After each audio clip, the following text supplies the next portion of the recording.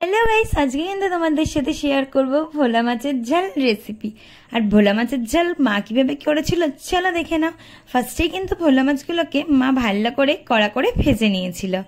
তারপরে কড়াইতে তেল গরম হতেই পেঁয়াজের পেস্টটা দিয়ে দিয়েছিল, দিয়ে তার উপরে নুন দিয়ে ভালো করে নেড়ে ছেড়ে এটাকে কিন্তু কষিয়ে নিচ্ছিল। দেখো হালকা হালকা কালারটা যখন চলে এসছে, করে রাখা পেঁয়াজের টমেটোমের পেস্টটাও কিন্তু মা এখানে অ্যাড করে দিয়েছে। টমেটোমের পেস্টটা দিয়ে আদা রসুন পরিমাণ মতো দিয়ে দিতে হবে, দিয়ে ভালো করে নেড়ে চেড়ে এই মশলাটাকে কিন্তু ভালো করে কষাতে হবে। তারপরে এখানে দিয়ে দেবে হলুদ গুঁড়ো পরিমাণ মতো, লঙ্কার গুঁড়ো দিয়ে আরেকটু ভালোভাবে তোমরা নেড়ে ছেড়ে নেবে। তারপরে দেখো কষাটা প্রায় হয়ে এসছে, তেলটা ছাড়তে আরম্ভ করে দিয়েছে। তারপরে আরেকটু নেড়ে ছেড়ে পরিমাণ মতো তোমরা এখানে চিনি দিয়ে দেবে।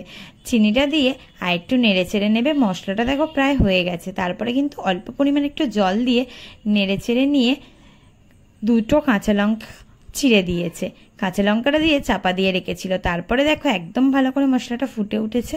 তারপরে কিন্তু ভেজে রাখা ভোলা মাছগুলোকে মা ঝোলের মধ্যে ছেড়ে দিয়েছে। কিছুক্ষণ ফোটালেই কিন্তু আমাদের একদম রেডি ভোলা মাছের ঝাল। তারপরে কিন্তু গরম মশলা ওপর দিয়ে ছড়িয়ে একটু মাখিয়ে দিলেই কিন্তু আমাদের ভোলা মাছের ঝাল একদম রেডি। এটা কিন্তু সত্যি খুব ভালো লাগে। তো আমার পুরো রেসিপিটা তোমাদের কেমন লাগলো অবশ্যই কমেন্ট করে জানিও।